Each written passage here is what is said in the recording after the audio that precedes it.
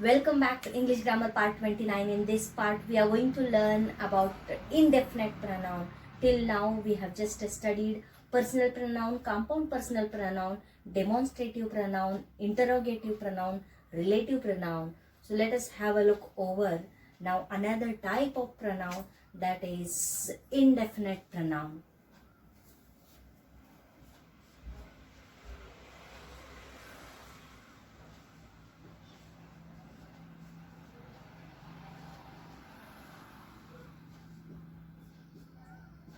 Let us know first what does it mean, right? What it refers to. Actually, indefinite, the word itself is just giving the meaning. Means the word which shows unspecific, right? So which is unspecific. So the word which is refer to unspecific person or things are called as indefinite pronoun. Okay. So it refer to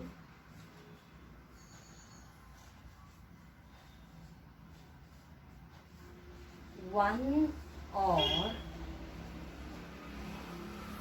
more unspecific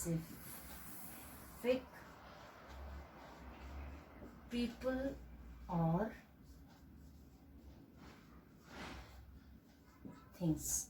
So what is an indefinite pronoun? It refers to one or more unspecific people or things. Okay. So what are those indefinite pronouns? Let us know now. After that, we'll just deal with examples. Okay. So the sentences where these indefinite pronouns are used.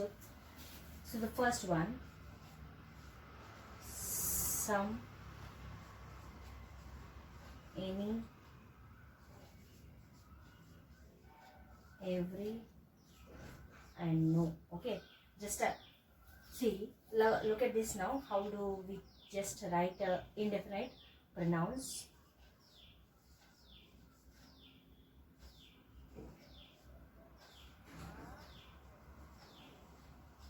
So the word ending with body, one or thing. Okay. So this indefinite pronouns usually end with body, one and thing. For example, let us just have first word, that is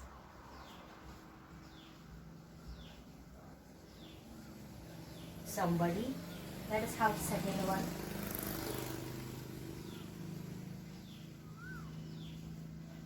anybody. Let us have third one,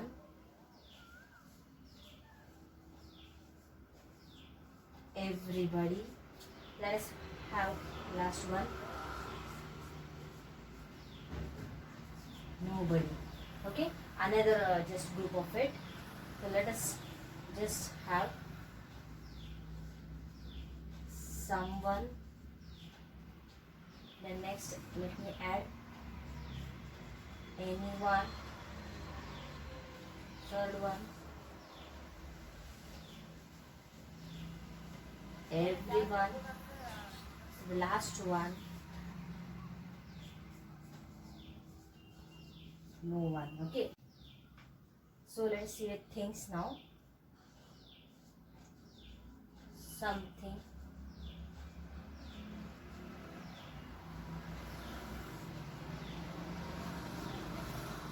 anything,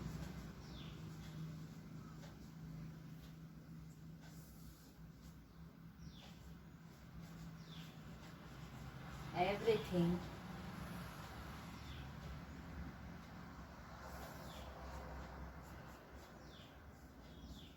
nothing.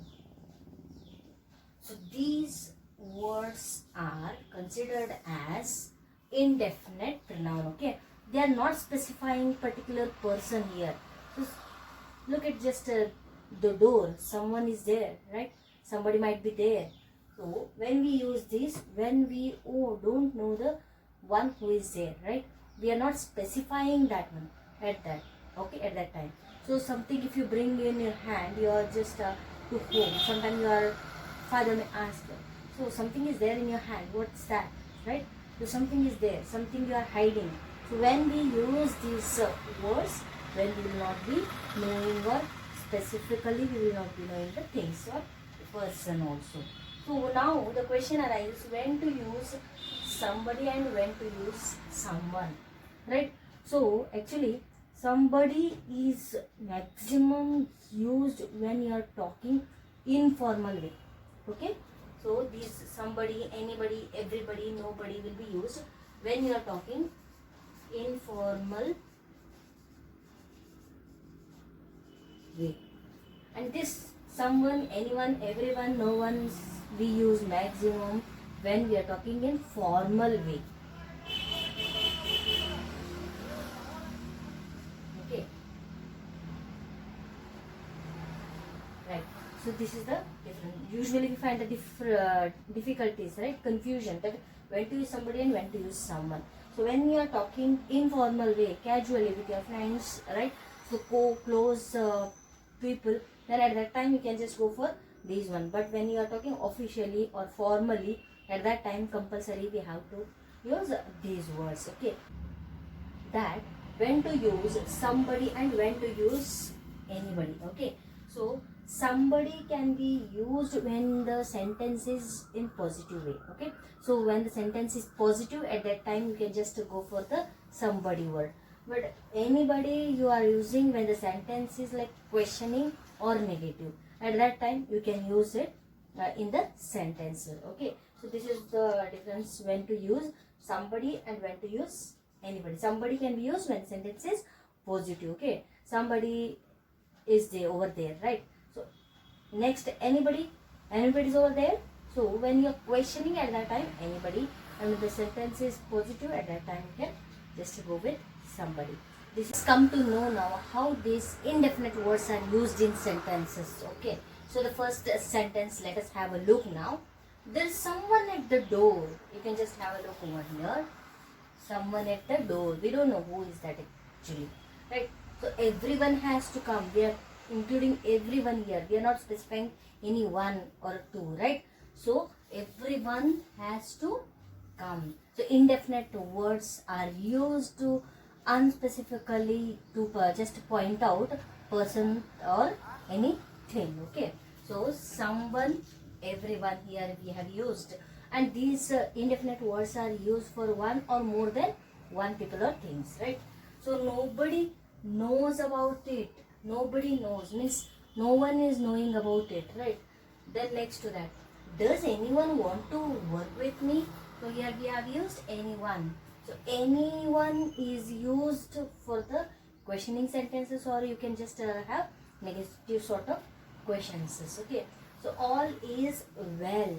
See, this all is also considered as indefinite pronoun. Another, that is both. Okay, so this all and both also considered as indefinite pronouns.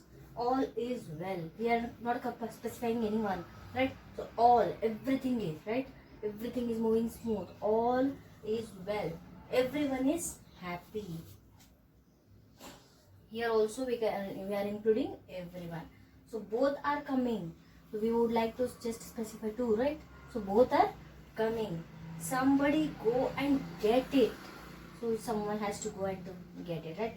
So this somebody also is the indefinite pronoun. So this is how this indefinite pronoun words work in the sentences. I hope the concept of indefinite pronoun is clear. So what are those words we already discussed, right?